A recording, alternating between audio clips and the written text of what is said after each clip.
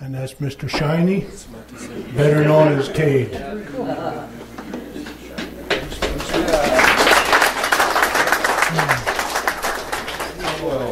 Tung Oil finishing. That's my go-to finish. Majority of the time I always use Tung Oil. If it's going to be outside for an extended period of time, then I would use teak oil. Majority of the time I always use oils. I try to stay away from the water base. Might be easier to clean up, but sometimes they cause a bit more problems in the finishing process, like raised grain. Then you just got to sand a bit longer. I like to eliminate that step and just stand in between each coats. When I do my Tung Oil finish, I like to get a high gloss shine. Basically, if I can't see myself and shave in my workpiece, I'll put another coat on it. Yeah, I haven't shaved for about 2 months, so I guess I don't have it right yet.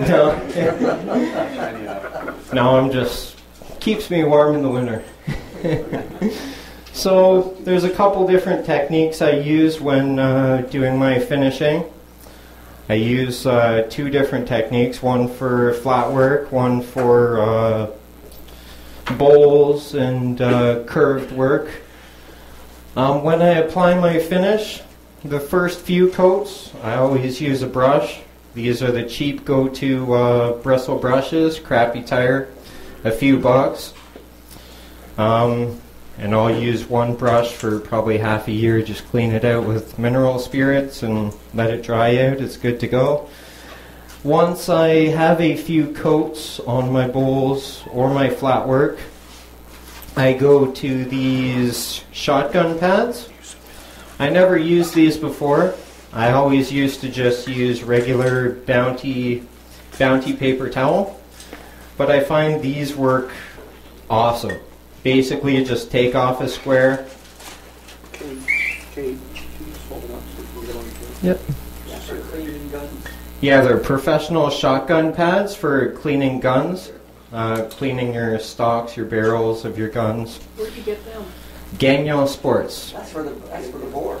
Yep. The barrel. Yeah, it's for doing the barrel and stuff. A bag of this size is only $5. I've had this for probably 3 months.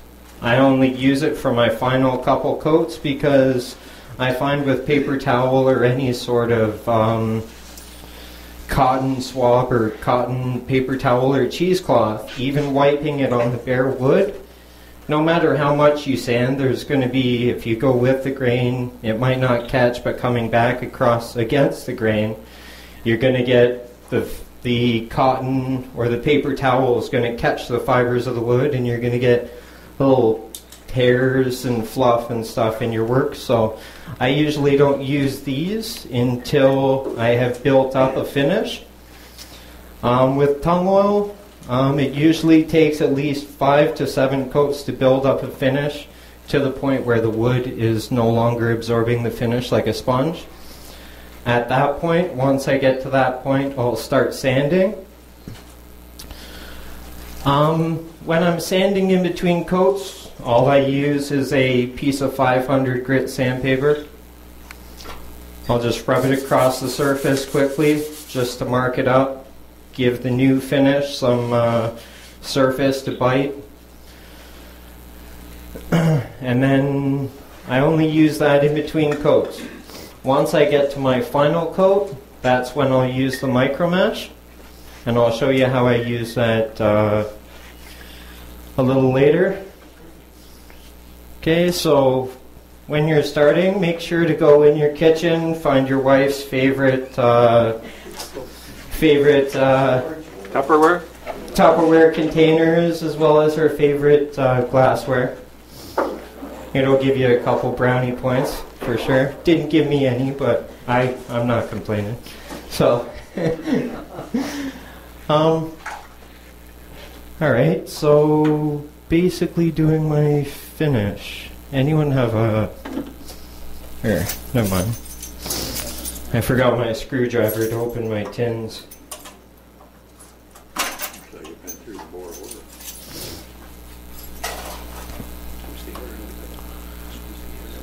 So, using tung oil, I only put about the amount of finish in the cup that I'm expecting to use.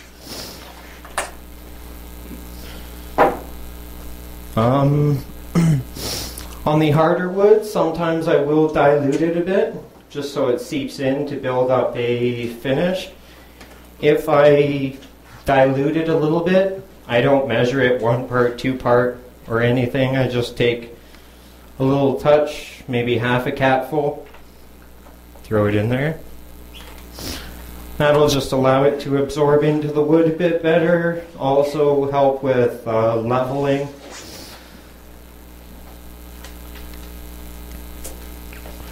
So my first, when I do flat work, I would start at one side, similar to the way the Minwax guy did his coats. I would touch the brush into the finish, come across the work surface, and then again, dry to wet, dry to wet.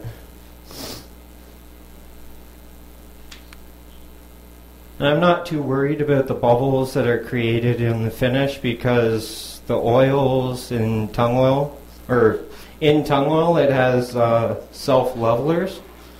So as it dries, it's going to level, and most of those bubbles are going to just dissolve and dissipate as it dries. And even if there are any bubbles in your finish, it doesn't really matter because you're going to sand them out in between coats. Your final coat, you're just going to buff with a micro mesh. Now once I have the surface fully coated, I go the full length of the surface just to level all the oils, overlapping the brush each coat. How much working time do you have with that? You actually have quite a long time. It won't start tacking up until a minute or two after you do the surface. If you continually go back and work the finish, you're going to get more bubbles, and then the dried finish underneath it is going to basically dry those bubbles into the finish, where you're going to have to sand them out at a later date. So are you going to wipe this? This? No. I wouldn't even wipe this. My first couple coats I put on fairly heavy. I don't wipe it off at all because your next coat is going to fill up all that surface. It's going to take away the milkiness. It's going to take away all the highs and lows and spots that are shiny and dull. It's going to create a nice, unique or uniform film of finish. This is a stick I did just to pass around. It'll show you guys basically the coats all the way from 1 to 10. It takes about 5 to 6 coats to build up any sort of film where it starts to create any sort of gloss. It definitely took 5 to 6 coats on pine. On much denser woods like walnut, maple, cocobolo, it takes far less coats. Like this piece of cocobolo, there's only 4 coats on here. I did a linseed, and then I used orange aniline dye just to accentuate the wood grain, and then 4 coats of tung oil. I haven't even sanded, buffed, anything in between coats with this yet.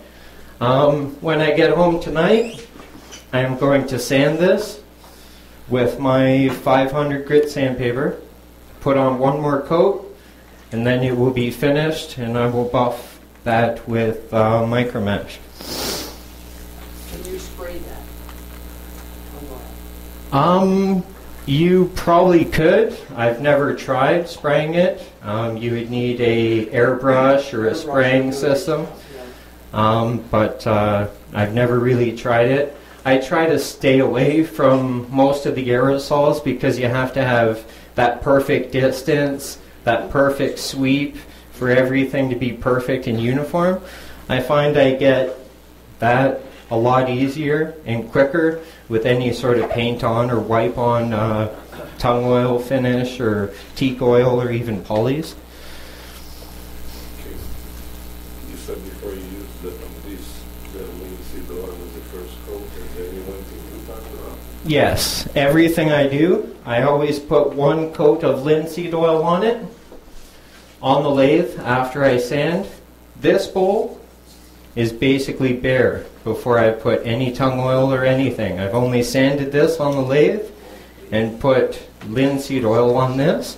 Boiled or straight? Is that boiled? Yeah. Boiled.